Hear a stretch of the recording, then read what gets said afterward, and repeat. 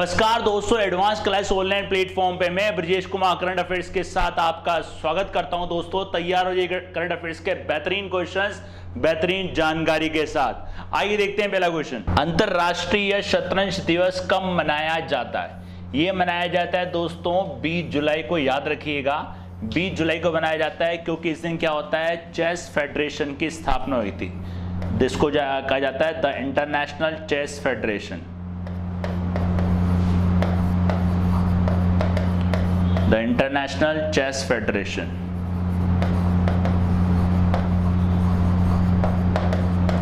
इसकी स्थापना हुई थी दोस्तों इस दिन, राइट। और इसका हेड ऑफिस है दोस्तों स्विट्जरलैंड में। और 20 जुलाई को एक और डे भी आता है दोस्तों, विश्व विज्ञान अन्वेषण दिवस। ये भी आपको बताया था मैंने लास्ट लेक्चर में दोस्तों।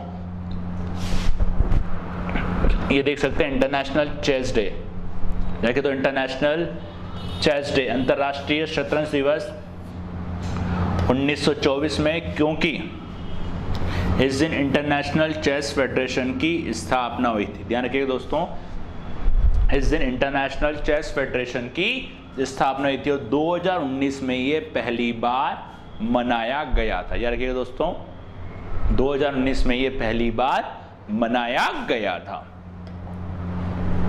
नेक्स्ट देखिए, शिवाजी बनर्जी का संबंध किस क्षेत्र से है?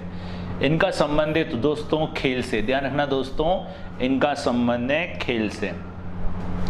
ये आपके पूर्व भारतीय फुटबॉलर हैं। ध्यान रखना दोस्तों, पूर्व भारतीय फुटबॉलर हैं जिनको मरणोपरांत मोहन बागान।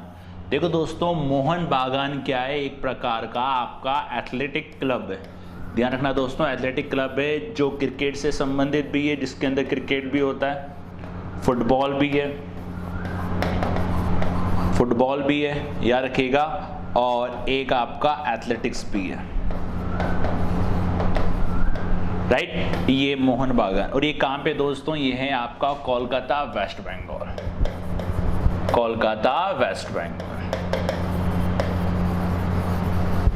याद रखिएगा, राइट। और इनको सम्मानित किया गया मरणोपरांत। 68 साल की उम्र में इनका निधन हो गया था। तो पूर्व भारतीय फुटबॉलर हैं जिनको मरणोपरांत मोहन बागान रत्न पुरस्कार से सम्मानित किया गया है। नेक्स्ट देखिए, आरएसएस। जानते हैं आपको राष्ट्रीय स्वयंसेवक संघ किताब किसके द्वारा लिखी गई है? ये किताब लिखी गई थी सुधांशु गुप्ता के द्वारा, और जिसका हाल ही में चीनी भाषा में अनुवाद हुआ है। जिसका हाल ही में, ध्यान रखना, चीनी भाषा में अनुवाद हुआ है। आरएसएस, बिल्डिंग इंडिया थ्रू सेवा। ध्यान रखना दोस्तों, बिल्डिंग इंडिया थ्रू सेवा पुस्तक का चीनी भाषा में अनुवाद, और चीनी भाषा में अनुवाद किया है जैक बो द्वारा। ये अनुवाद किया गया है। ध्यान रखना दोस्तों, जैक बो द्वारा ये अनुवाद इसका किया गया है। आरएसएस, राष्ट्रीय स्वयंसेवक संघ। नेक्स्ट देखते हैं दोस्तों। नेक्स्ट देखिए, हाल ही में आईसीसी दे दोस्तों इंटरनेशनल क्रिकेट काउंसिल। ध्यान रखना दोस्तों, international cricket council.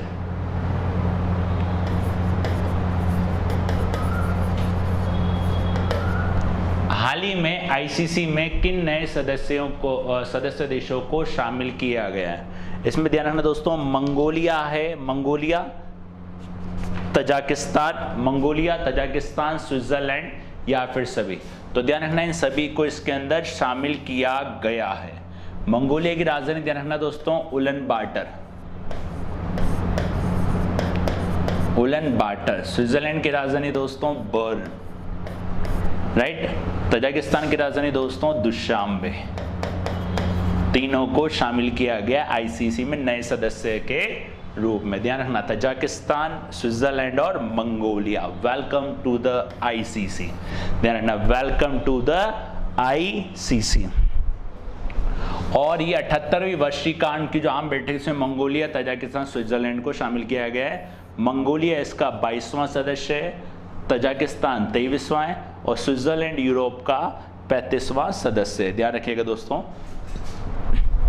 Switzerland Europe का 35वां सदस्य है।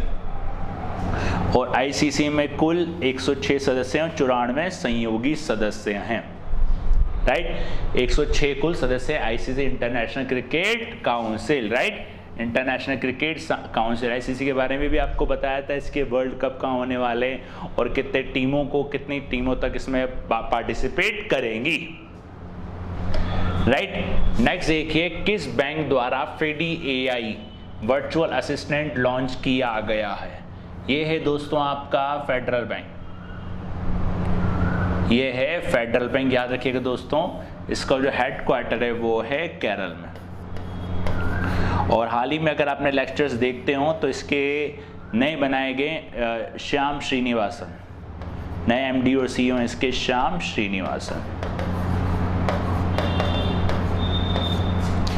इसके नए एमडी और सीईओ बनाए गए हैं। फेडी, ध्यान रखना दोस्तों, फेडरल बैंक, फेडरल बैंक, फेडी पावर्ड वर्चुअल असिस्टेंट, ग्राहकों को किसी भी समय बैंकिंग से संबंधित प्रश्नों में मदद करना, ग्राहकों को किसी भी समय बैंकिंग से संबंधित प्रश्नों में मदद करता है। नेक्स्ट देखिए, ब्लॉकचेन का उपयोग करके शैक्षणिक दस्तावेज जारी करने वाला देश का पहला राज्य। अब ये ब्लॉकचेन क्या होती है दोस्तों? ब्लॉकचेन, अब ब्लॉकचेन क्या होती है? जैसे कभी आपने आजकल देखी हो, आजकल होती है आपकी ई-केवाईसी। ई-केवाईसी आपने देखा है, बैंकिंग में आप लोग ई-केवाईसी कहते हैं, आधार को वेरीफाई करते हैं। अब जैसे आप आधार को वेरीफाई करते हैं, वो क्या करता है, आपसे जिप फाइल के लिए बोलता है, जिप फाइल बना देते हैं। और जिप फाइल क्या होती है? डायरेक्ट पीडीएफ में डाउनलोड होती है, डायरेक्ट पीडीएफ में डाउनलोड होके सामने वाले के पास चल जाती है, आधार नंबर डालना पड़ता है। तो इसमें क्या होता है, ना इसको बदल सकते हैं ना ही कुछ चेंज कर सकते हैं। तो इसमें क्या होता है, डॉक्यूमेंट के जो सत्यापन है उसमें जालसाजी से बचने के लिए ब्लॉकचेन का प्रयोग किया गया। और ये पहला राज्य है दोस्तों महाराष्ट्र, ध्यान रखना दोस्तों, महाराष्ट्र। और ब्लॉकचेन आपको सबसे देखने को मिलेगी ई-केवाईसी के अंदर, जहां आधार या पैन कार्ड आप वेरीफाई करवाते हो, राइट। देखो महाराष्ट्र, ब्लॉकचेन प्रौद्योगिकी का उपयोग शैक्षणिक दस्तावेज जारी किया गया है, शैक्षणिक दस्तावेज जारी किया गया है, राइट। ध्यान रखना दोस्तों, ब्लॉकचेन और दस्तावेजों के सत्यापन की जालसाजी से बचने के लिए, सत्यापन की जालसाजी से बचने के लिए महाराष्ट्र पहला भारतीय राज्य है, महाराष्ट्र पहला भारतीय राज्य है, महाराष्ट्र पहला भारतीय राज्य। और प्रत्येक छात्र को इसके अंदर एक सर्टिफिकेट और लॉगिटॉक जिप दिया जाएगा, ध्यान रखना पहला। और डिजिटल फाइल प्राप्त होगी जिससे मूल पीडीएफ, डिप्लोमा प्रमाण पत्र और उसमें संबंधित ब्लॉकचेन फाइल होगी, ध्यान रखना। जिप फाइल इसके अंदर मिलेगी, Logitech dock zip file, right. तो महाराष्ट्र, ब्लॉकचेन का महाराष्ट्र, राइट। नेक्स्ट देखते हैं, नेक्स्ट देखिए, स्पार्क्सन ट्रॉफी का संबंध किस खेल से? ये दोस्तों शतरंज से, ध्यान रखना दोस्तों, एक यूरोपीय ट्रॉफी है ये। कौन सी दोस्तों? यूरोपीय ट्रॉफी।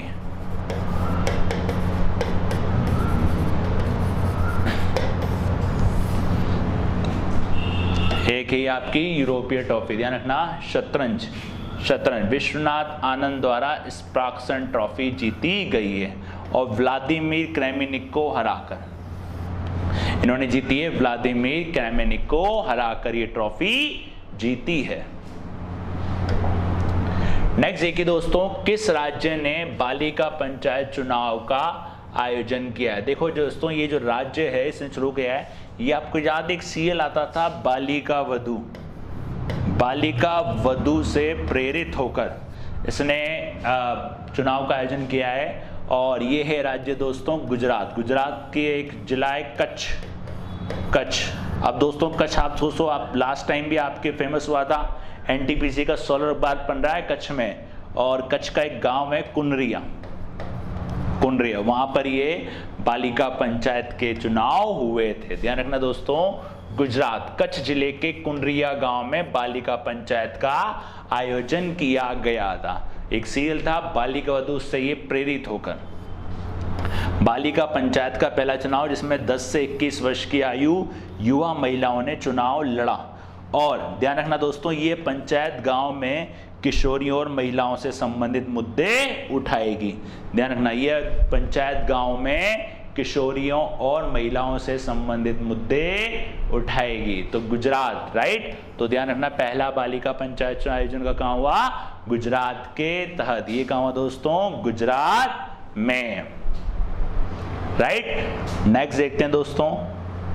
नेक्स्ट देखिए, हाल ही में भारत ने किस योजना का विस्तार किया है? दोस्तों स्टैंड अप इंडिया और राष्ट्रीय आयुष, ये बताया था मैंने आपको, इन दोनों का ही विस्तार करा है, 1 और 2। ध्यान रखना दोस्तों, स्टैंड अप इंडिया जो आई थी, ये आई थी आपकी 5 अप्रैल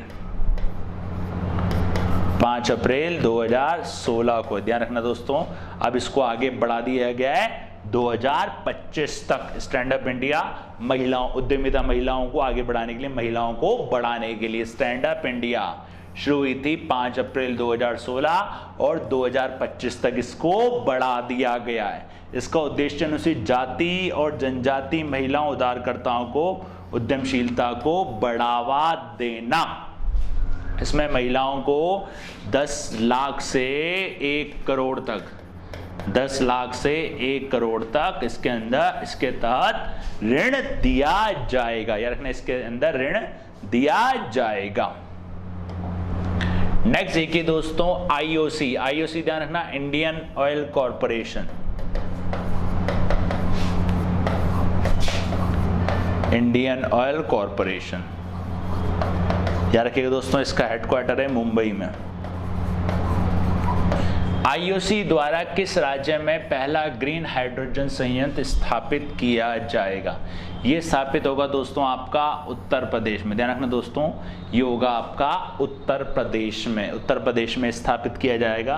और इसका जो उद्देश्य रहेगा दोस्तों, उद्देश्य रहेगा तेल और स्वच्छता ऊर्जा दोनों ही रूपों को बढ़ती मांग को पूरा करने के लिए, दोनों की बढ़ती मांग को इसका अंदर पूरा किया जाएगा। और ये पहला ग्रीन हाइड्रोजन संयंत्र होगा। कौन स्थापित करेगा दोस्तों? आईओसी।